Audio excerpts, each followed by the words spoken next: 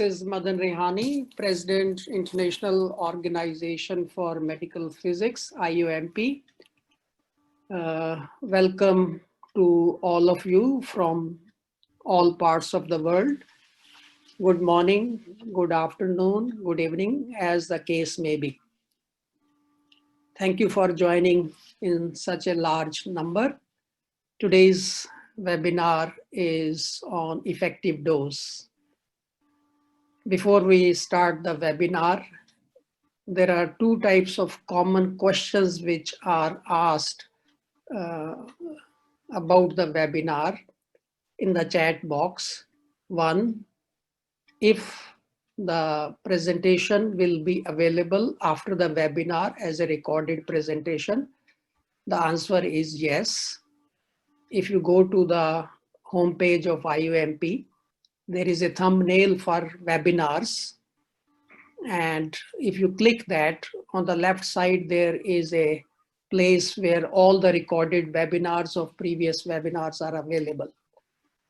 So you should be clear that all webinars of IOMP are available there.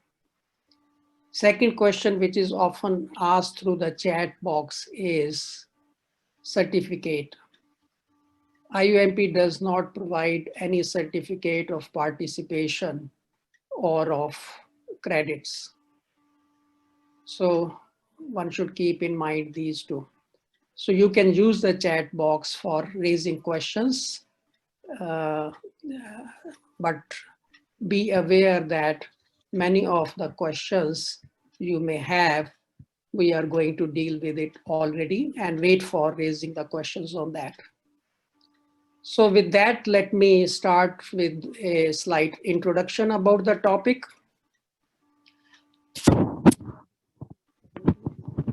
When I was young, like many of you in the audience, we were using skin dose or critical organ dose as the parameter, and effective dose wasn't there at that time.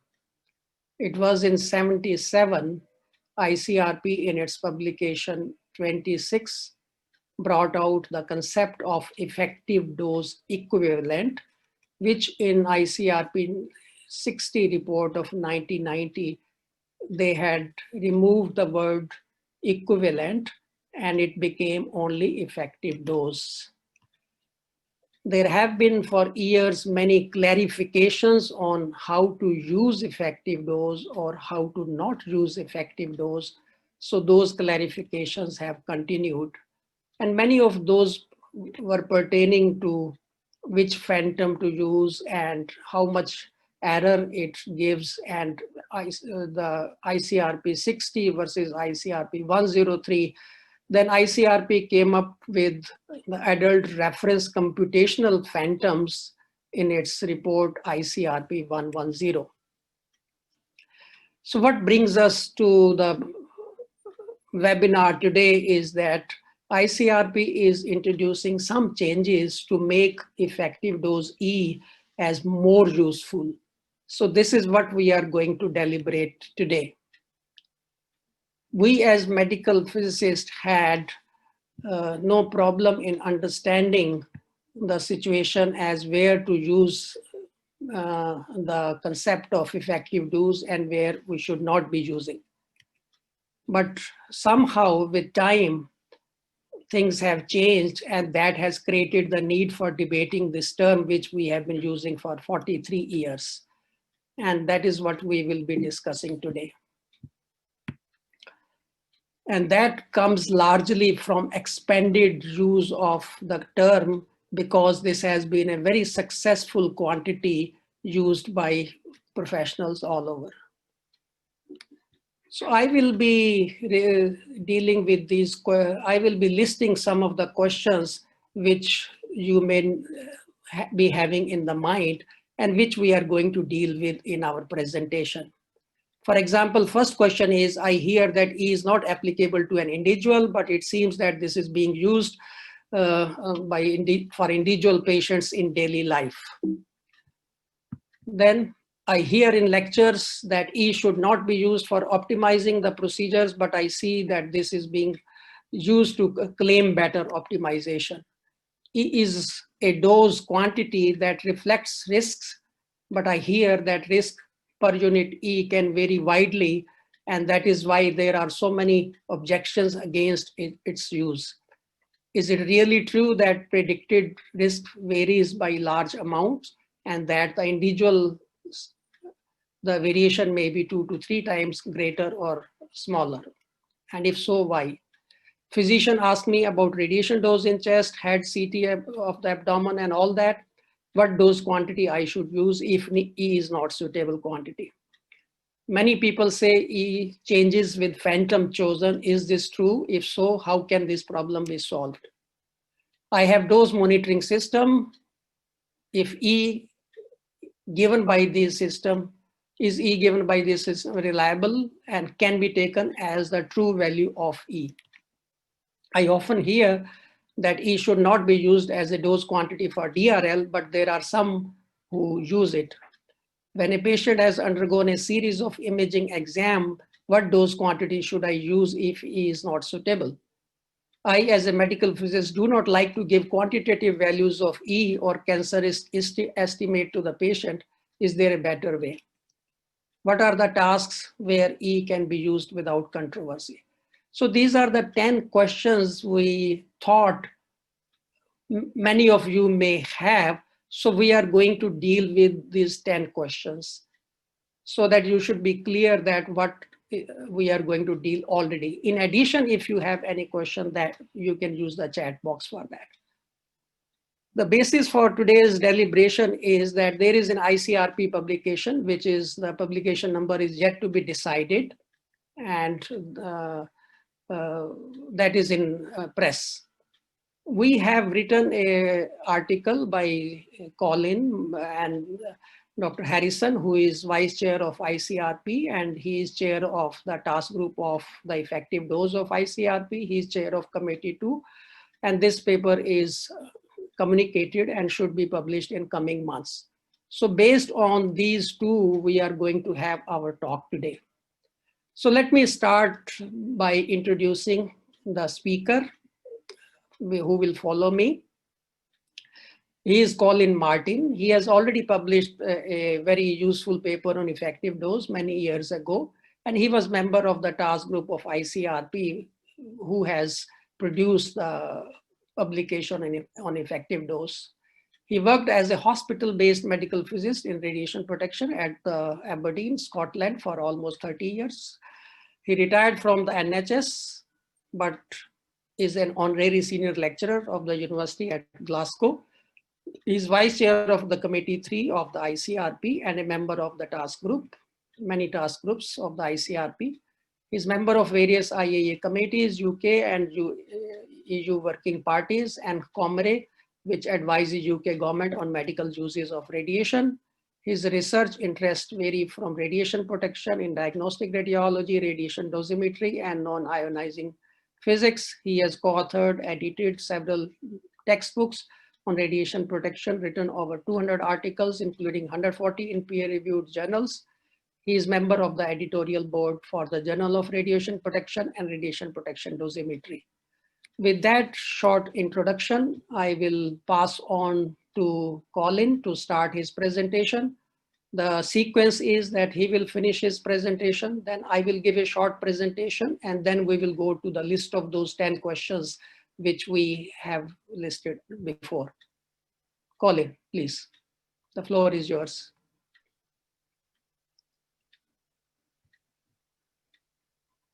Perhaps you are muted. Yeah, you are muted.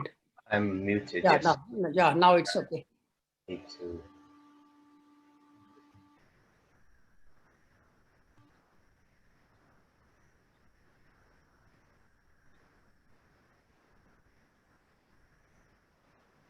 Well, good afternoon, good morning, wherever you are in the world. As Madan says, we hope to try and explain some of the confusion that has been around effective dose with the questions later on. But first of all, I want to just go through the basics, most of which you'll probably all know. So we'll do that fairly quickly, just saying what effective dose is.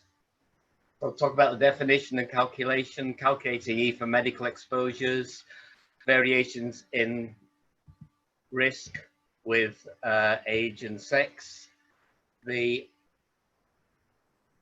applications of E in medicine, and the questions about the use of E. Just checking, Madan, I am on screen, am I? No. Ah, okay. Just suddenly occurred to me. Share screen. Sorry about that.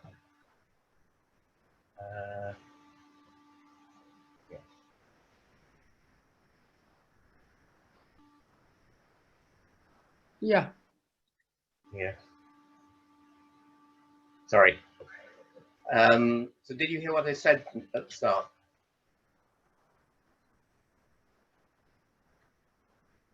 Okay. So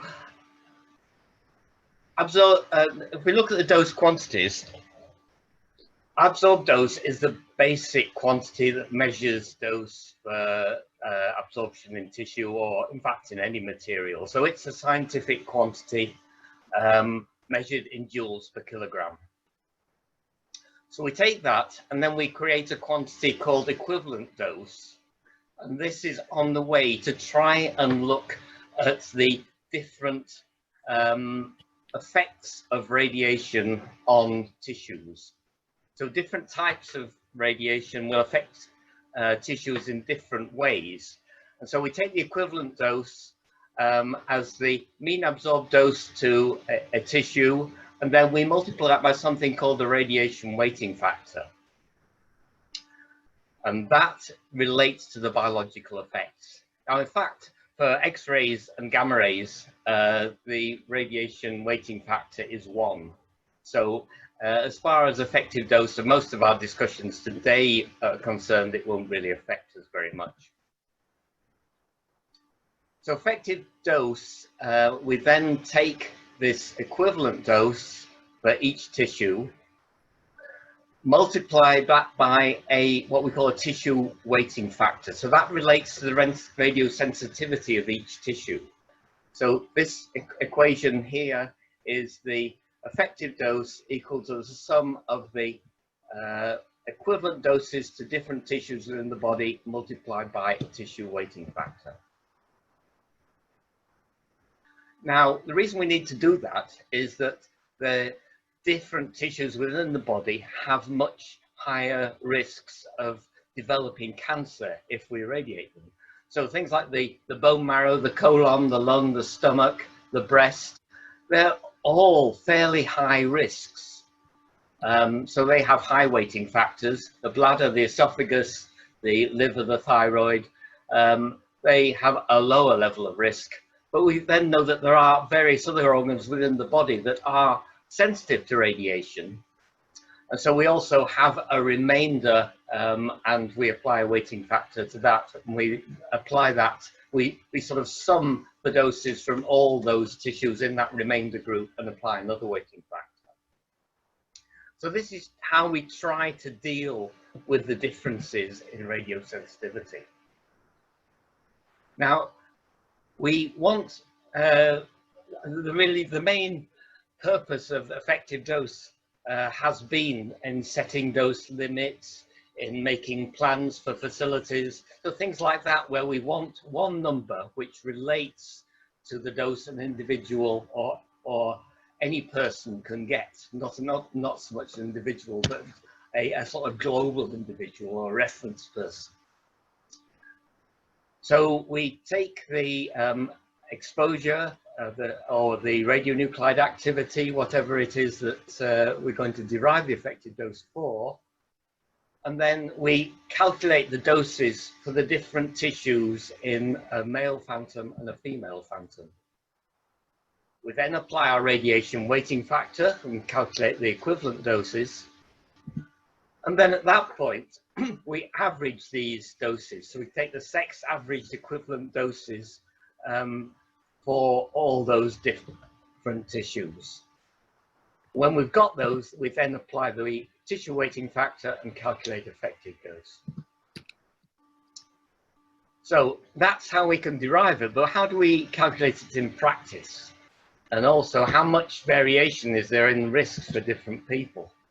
Well, ICRP has been deriving coefficients to calculate absorbed doses to organs and tissues based on radiopharmaceutical activities for a long time, almost since the first creation of these risk-related quantities. So for nuclear medicine, take biokinetic model, we evaluate the radionuclide activities in the different organs and tissues, because these move through the body, through different compartments within the body. So you get different activities, and then you get different times of passage through these different compartments.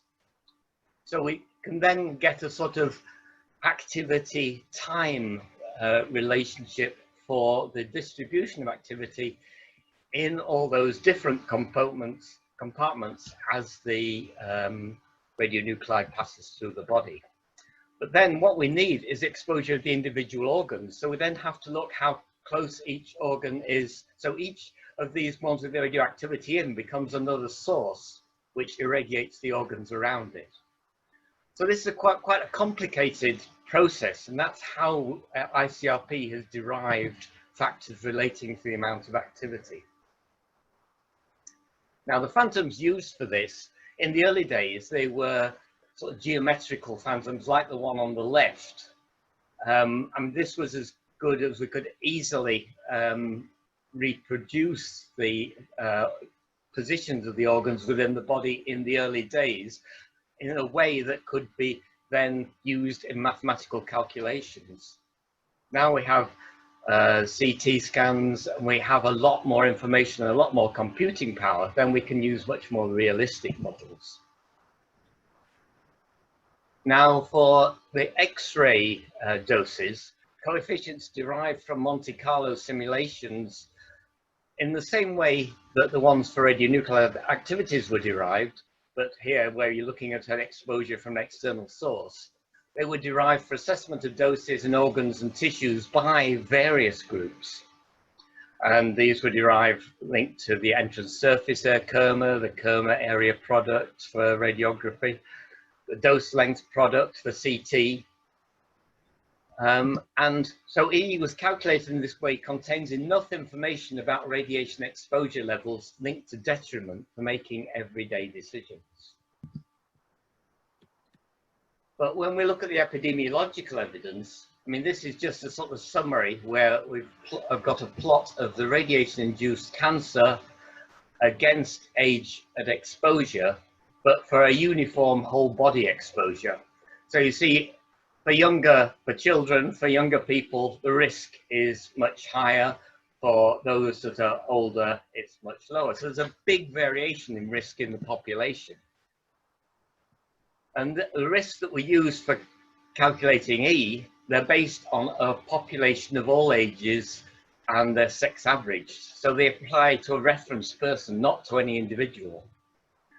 So the potential risk for the majority of patients who tend to be older and also have some sort of disease state will be much lower than the general population.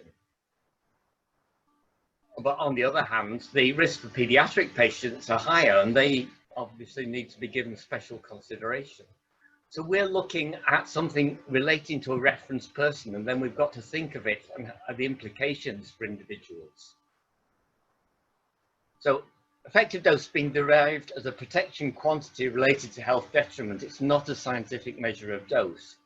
It assumes a linear no threshold dose effect relationship.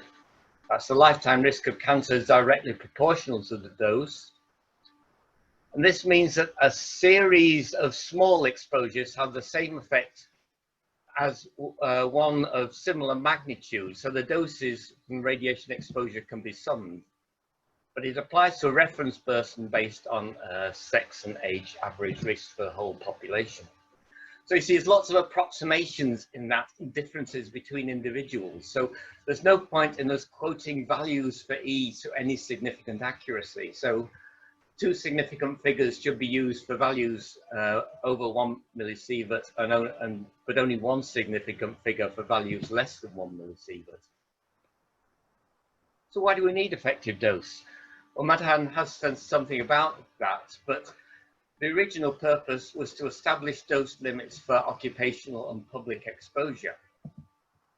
But in medical applications, we've got lots of measurable quantities, such as the entrance surface area COMARE, the COMARE area product. We've got the CT dose index, the dose length product, and we've got the activities of radionuclides we inject into patients.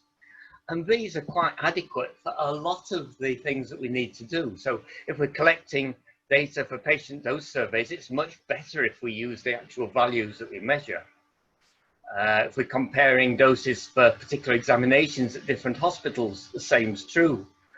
If we're optimizing procedures, same again, setting diagnostic reference levels.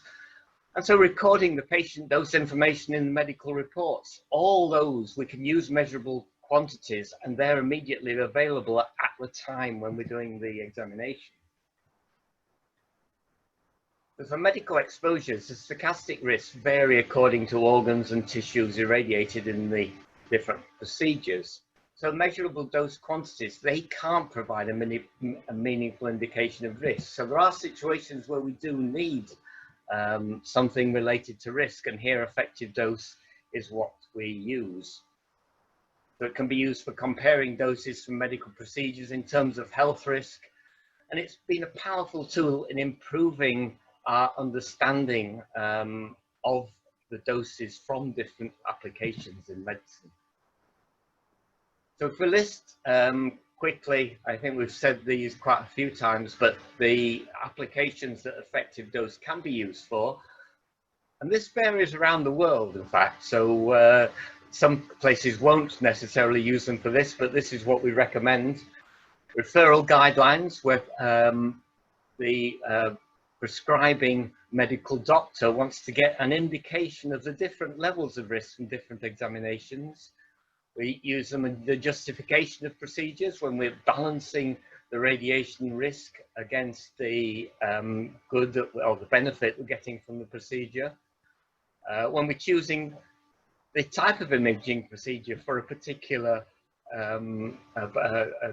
disease or pathology. We want to make judgments on research studies. There's a lot of imaging done in sort of the follow-up of research studies. So we need to be able to sum the doses that are accrued for those procedures. And we can't really do that with the measurable dose quantities, and they wouldn't relate to risk in any case. We have lots of, not lots, but we have a few accidents and unintended exposures. Most of the time, these are very, very small. But we need some way in which we can quantify the relative risk. And again, effective dose is quite an easy way of doing this. And we might want to look at the efficacy of different health screening procedures. That's not mammography, where we're just looking at one breast, but ones where there's many organs within the trunk that are exposed. So there's lots of things that effective dose is very, very valuable for. But one of the main things, advantages, is that it provides a language that you can give a much broad perspective of risk. You can have a single number, and you can try and get people to understand what that single number relates to in terms of risk. So typical values for common procedures can be included in the training of medical practitioners. They then become familiar with the dose levels, and that can be compared with the doses from natural background or the doses from air travel to put things in some sort of perspective. Well, we can also use a collective values of E, Public Health England, UNSCEAR, NCRP, all do surveys of national or international doses and derive average population doses per caput. So we'll be able to look at what the doses are to the population for medical exposures, compare that with other sources. And this has encouraged a lot of optimization a sort of a push to optimize and reduce the doses from medical procedures. So to summarize what I've said in this part of the talk, measurable dose quantities can be used for patient dose surveys, optimizing procedures, setting DRLs, recording patient dose data. It is needed for everyday judgments relating to risk, and it's been instrumental in raising the awareness of the relative doses from medical procedures. The tasks for which E can be used include the choice of examination, justification, summing doses from multiple examinations, proving research projects, incident reporting. But the age, sex, and health of patients should always be taken into account when we're using E to make any clinical judgments, because it's for a reference person that's averaged over the whole population. Now, there's some confusion about effective dose, so we're going to try and address that in the question and answer session. But thank you for attention, and I will say we have completed our report, the use of dose quantities in radiological protection. It is with ICRP in the form in which it will be published, so it's waiting in the queue and it will be published sometime in 2021. Thank you. Thank you. You can now stop sharing, Colin. Yes, have I stopped? I press stop. Okay, let us have a short poll. Do you see the question in your screen?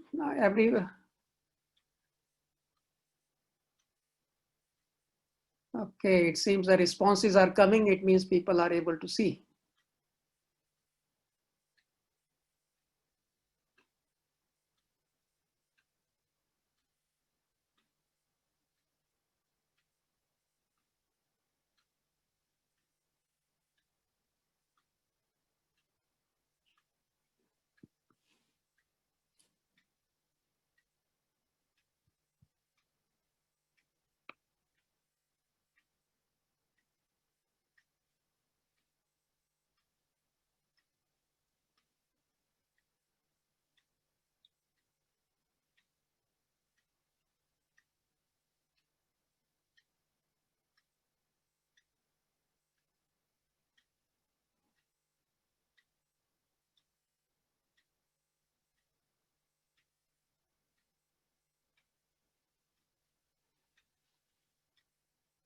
Well, the first question is, have you personal experience of computing or estimating organ doses in X-rays or nuclear imaging procedures? Second is, have you personal experience of using organ doses in X-ray imaging procedures? And third is, have you personal experience of using effective dose in X-ray or imaging procedure? So I see that almost 63% saying yes to the first, little more than 50% yes to the second. Are you able to see the responses? Colin, do you see the responses also side by side? Yes, I can see the responses, yeah. Okay, okay. Normally there should be a way to show at the end, but somehow perhaps it needed some setting. Anyhow, I think I will now stop the poll so we have a feel of the situation. Okay, thank you. So I'm stopping the poll. All right, so this is what the situation was. I'll close this and let me go to my presentation now.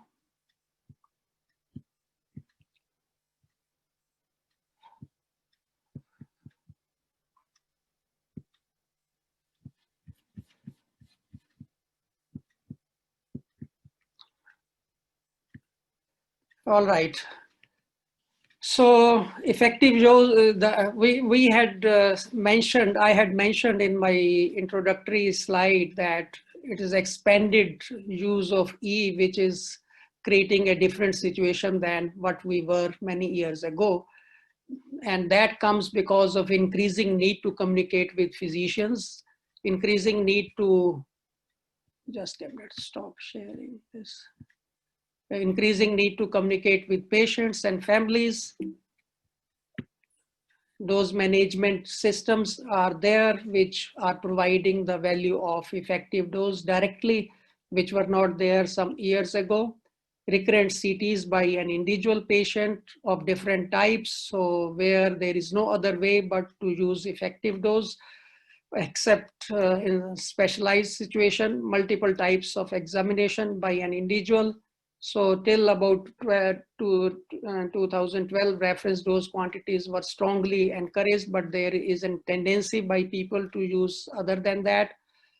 So, I mean, this is a slang which I picked up about the poor men, and by this slang, not everybody may agree, particularly Brits may not agree to this slang. So by this slang, what I mean is, for example, physicians, if I tell to the physician the CTDI or DLP value of such and such, plus the entrance air karma, plus cumulative air karma, and that value, they will say, oh, physicists are the most confusing people. So they become really a poor men when it comes to using proper dose quantities or any dose quantity. And that is where effective dose is perhaps becoming, as far as current situation, the only dose quantity which helps in those situations. Vast majority of imaging physicians also fall in the same category. Many radiographers, public, obviously, and not many, but still there are many, very many medical physicists also will find it difficult to deal with multiple dose quantities when they have to communicate with others. So who is practically left out are the researchers who are involved in research or in dosimetry, research in dosimetry. So for them, there are various phantoms of matching to the body size. And based on that, one can have organ doses and talk about summing of organ doses and talk about that. So that is the only situation where one can have advanced units, but for large majority of the professionals we come across, we are all poor men, and for this is really the cake which we really use in day-to-day life. For example, in ICRP report 117, we had used this as effective dose itself as a dose quantity to have a comparative visual way of the doses in different examinations. So that was perhaps the only way. How to estimate the effective dose from CT? As Colin mentioned, one way is conversion factors from DLP, and the conversion factors depends upon human phantom. What human phantom was used? Stylistic phantom made of mathematical equation, or realistic voxel phantoms based on radiological images of the patient. And these days, the dose management systems are picking up, and the market survey is showing, this is something which came up only in August this year, that from 220 million, it's going to be 423 million by 2025. So more and more people are using the dose management systems, which directly provide the organ doses and effective doses. I'm sorry for the poor quality of this slide, which I picked up from the system we have at my hospital. We have the radiometrics, and that is the information it gives. It gives the topogram, and based on that, it superimposes the section, and sometime invariably that superimposition of the region is correct, but sometime it may not be, and then it computes the organ doses based on ICRP 103, or if somebody wants based on ICRP 60. So that is how the system works, and it gives all these doses. How does the Monte Carlo simulator in this dose management system work? It models the X-ray source spectrum, typically like the NRPB publication R204, and then the patient phantom and the interaction between X-ray photons and the patient. So patient modeled using the phantom and pre-recorded data available for each slice position. Typically 1 centimeter slice scans of the patient are modeled, and they are pre-recorded in the system. And then the phantom places the region of interest based on the individual patient, and also has the values for the KVP and other factors. And also the simulator calculates the energy deposited in each organ, and it is stored in lookup table. And then it compares with the CT in hand at the moment for that very particular patient, and makes adjustment, and based on lookup table, it provides the simulated doses. So that is how many of the systems which provide the dose in the dose management system, they work, and they give you the dose which they call as effective dose. So the question arises, the dose management system, which give you the, of course, the E, as I mentioned. Is this E as per ICRP? Truly speaking, it is not, because it is not using the phantom of the ICRP publication 110. So we have debated this issue, whether it should be really called E. And then we arrived in consultation with John Harrison and Colin, and three of us, we discussed this topic. We said that it should be called as patient-specific E. So that was the term we felt is appropriate for that. It is not precisely the E as per ICRP. So with that, we compute this, and we can compare the number of exams and total cumulative dose, and that is how it is helpful. I think I am just summing up in this slide the last situation where there is no need for E, those where reference dose quantities are needed, only talking about machine output. So there is no need for E there. Radioactivity administered to the patient. There also that administered activity is fine. Radiation dose incident on the patient, and the CTDI wall is also machine output. DLP is machine output with the length. So there the quantities should be used, and they should remain. I think Colin also has emphasized the same, and we do that. And with that brief presentation from my side, I will pass on again to Colin to continue with those 10 questions which we had listed. So I'll pass on to Colin. You can share your screen now.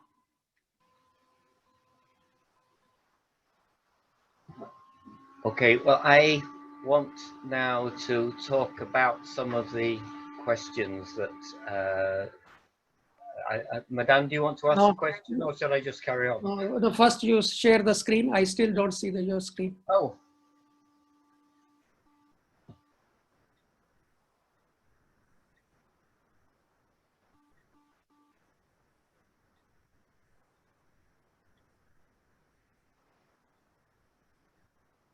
So there were 10 questions which I had projected right in the beginning. So do you see my screen yet, Madan? No, I see you only. Oh.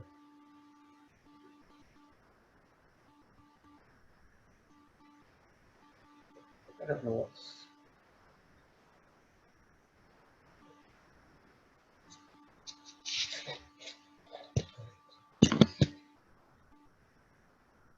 Right, you don't see it now? No.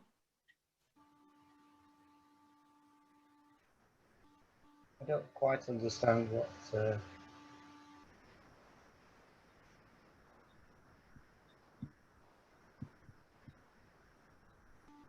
Should I project from my side? You can do. I don't quite understand why mine's not. But yeah, okay. I will project from my side.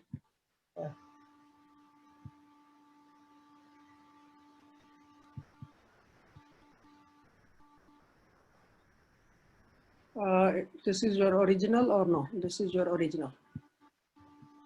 The one I sent to use the one I sent today. Yeah.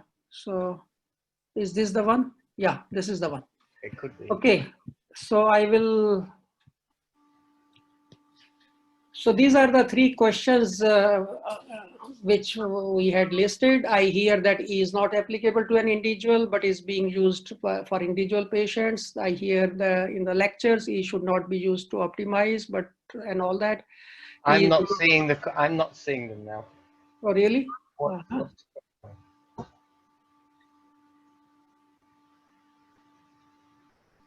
Do you see now or anything? You switch off your video and turn your video off maybe. Okay. I think I come out of Zoom. Have I? Yeah, I can see you. I can see you. Sorry about this.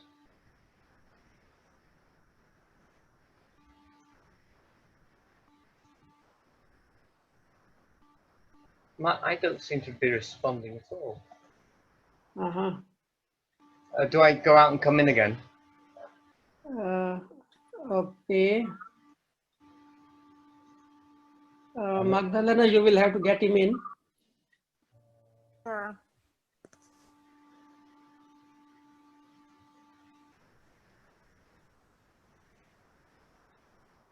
Okay, in the meantime, I will continue with these. So first is that whenever you use the ICRP phantom, then ICRP decided that it can be roughly applicable to the individual. So which may not be the statement which ICRP had made in the previous years, all these years. So this is one of the change which ICRP has introduced. I'm in now if you want me to carry on. Should I stop and will you share or? Yeah, I'll just carry on. I mean, so we can use, we can refer to it for an individual, but you've got to bear in mind that it is for a reference population. So you've got to take the age of the patient, the sex of the patient, their disease condition, all these things will modify the risk. So if you use it for an individual patient, then you have to take account of all these. You use it with that knowledge. So it comes to the using caveats and then using it. Right. So second question. So in lectures, E should not be used for optimizing procedures. There's so many approximations when we calculate E. And as I'll say later on, there's differences in the ways that people calculate E.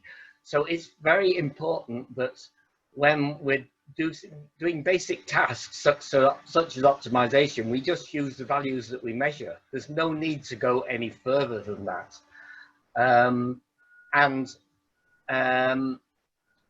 If you do, then it can just introduce all sorts of confusions, which I think we'll talk about in a few minutes. Carry on. If we're thinking about risk, E is a dose quantity reflects risk, yes. But it can vary widely. And this is because of those differences that I showed in my slides earlier. If you can forward, Madan. So the incidence of cancer varies. So it varies by a factor of 4 or 5 with age. So this graph shows the incidence of cancer against age exposure. So obviously the risk is much greater for children and it's much lower for those that are older.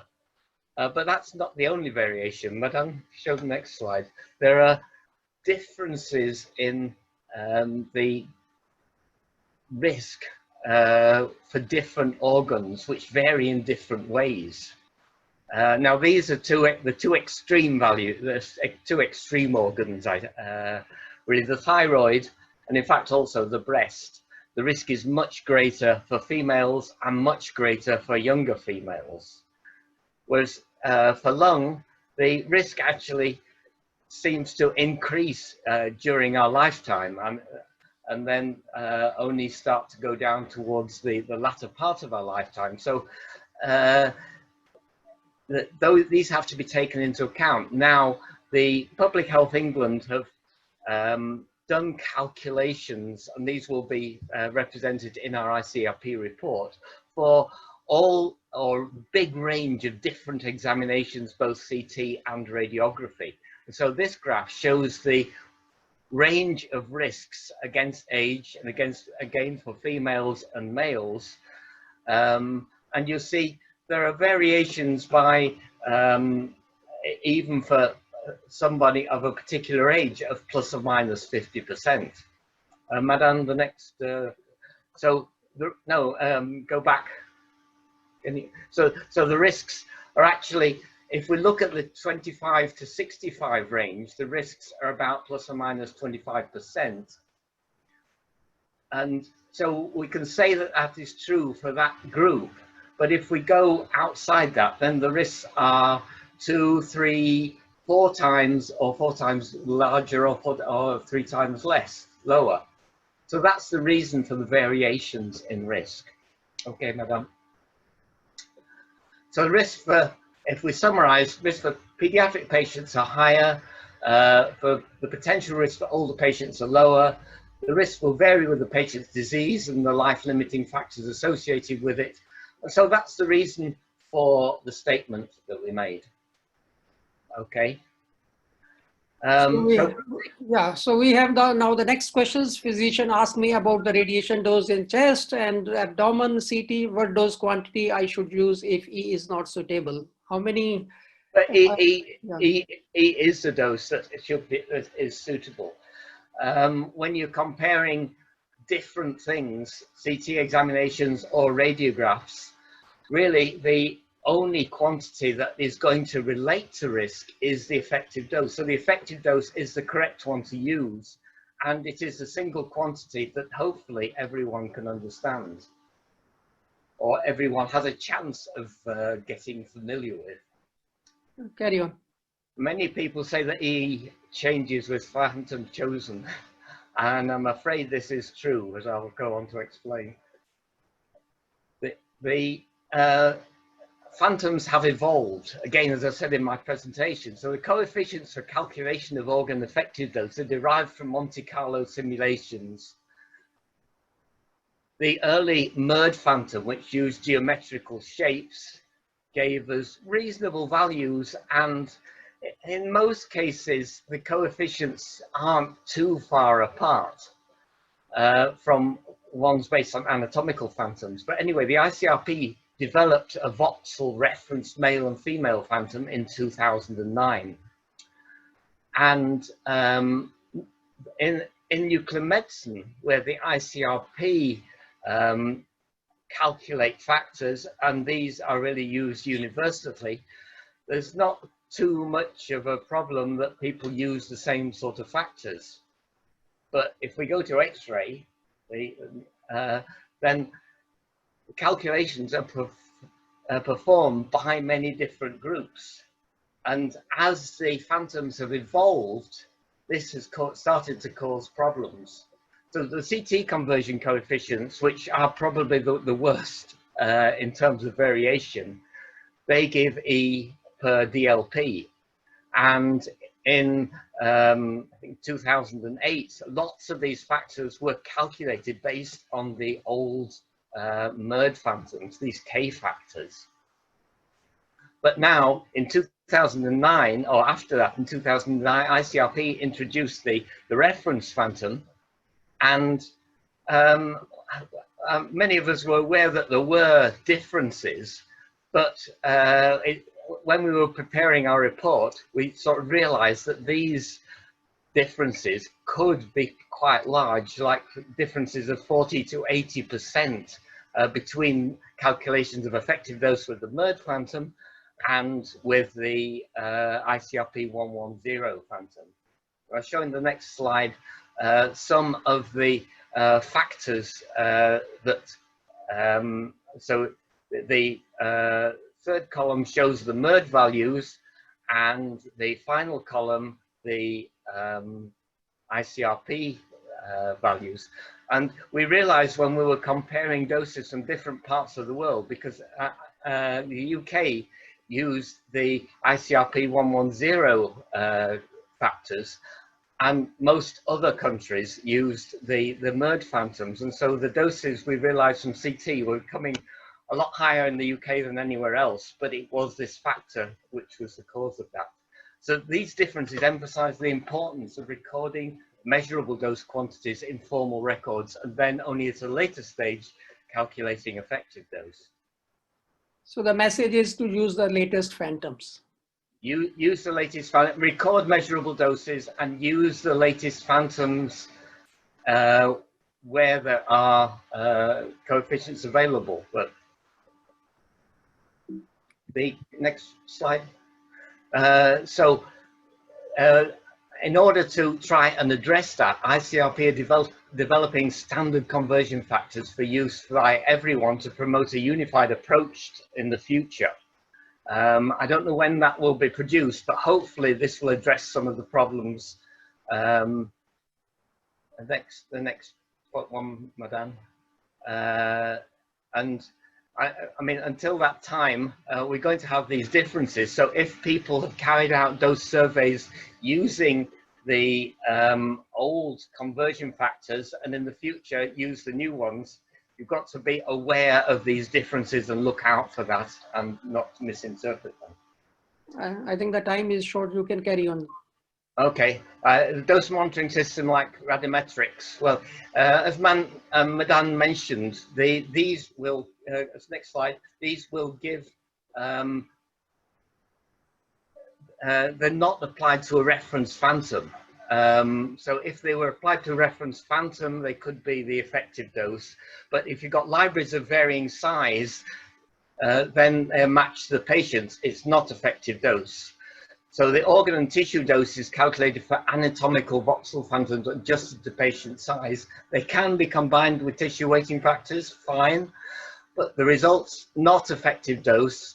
These are actually going to be very useful. So the calculations will give a patient-specific effective dose. And in the long term, in medicine, it may very well be that it will be the patient-specific effective dose that we'll be using a lot of the time. So it's potentially useful for individual patients as a basis.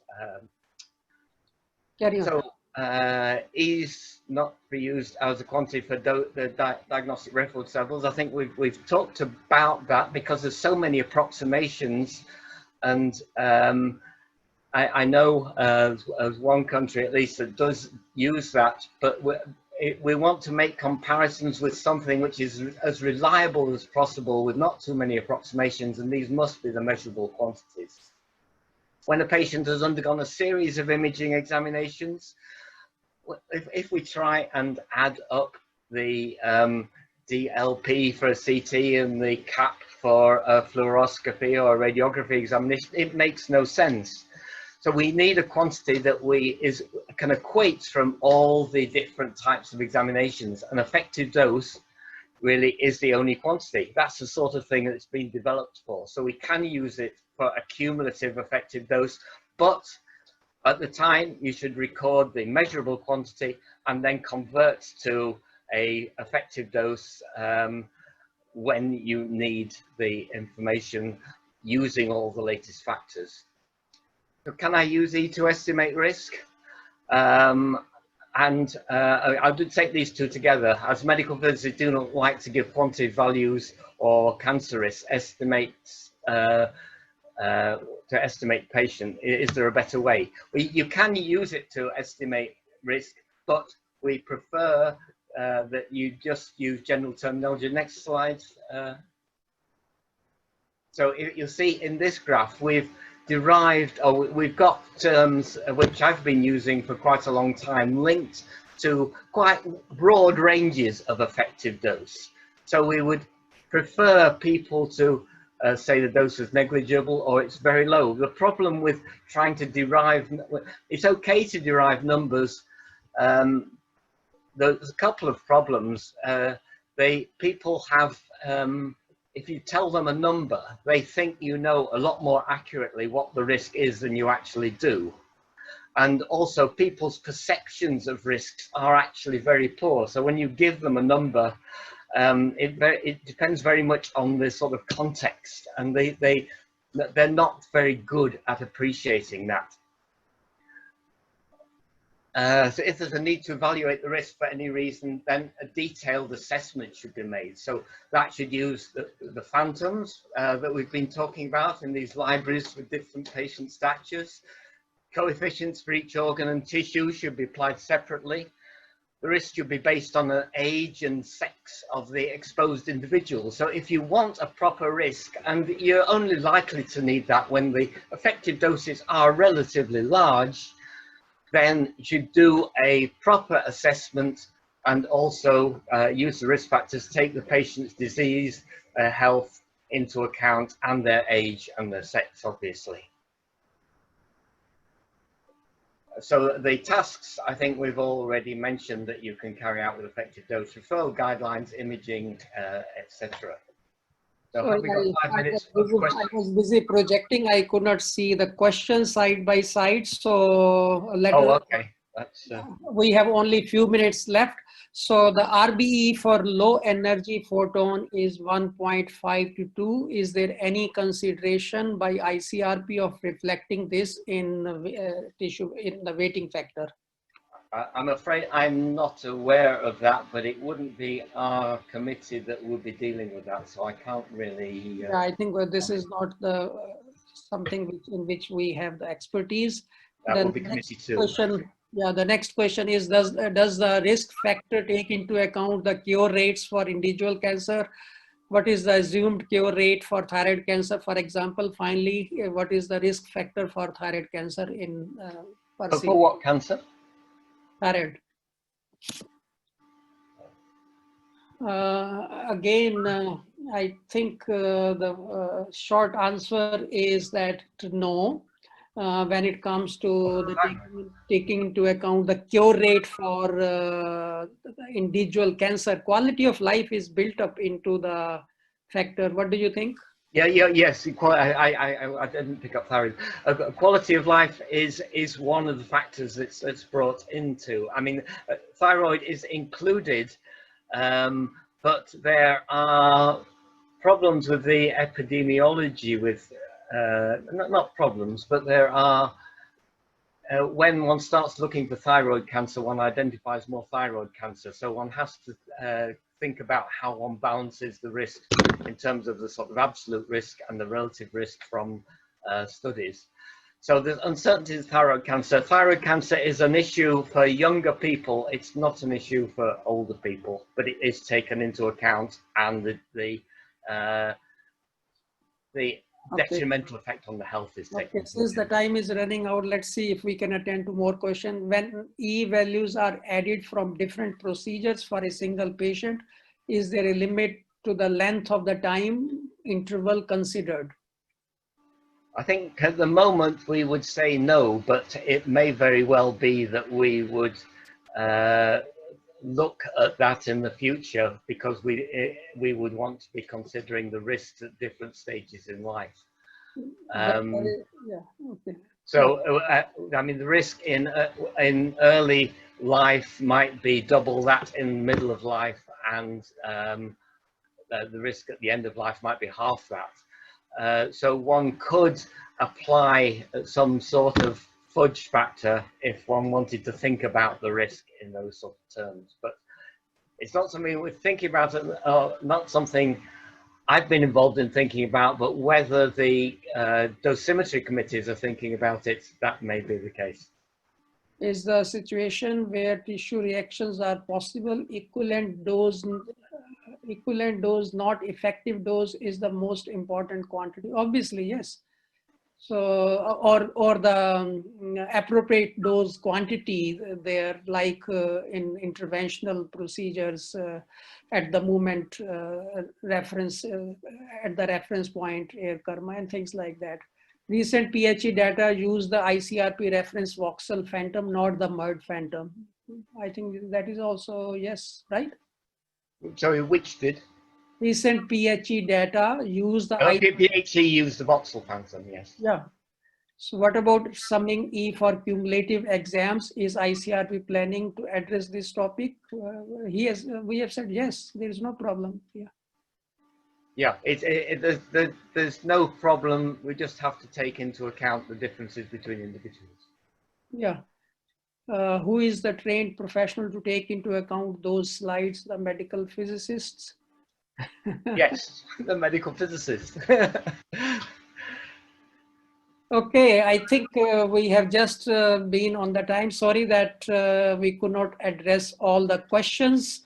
Thank you for all your participation. Before I close, let's announce the webinar of the next webinar. Magdalena, can you present that slide? The next webinar is going to be on the e-learning, and that is on October 15th, the same time, standard time as we have. It will be by Professor Slavik Tabakov and moderated by Arun Chogle.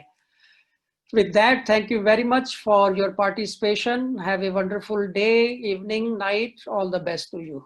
Bye.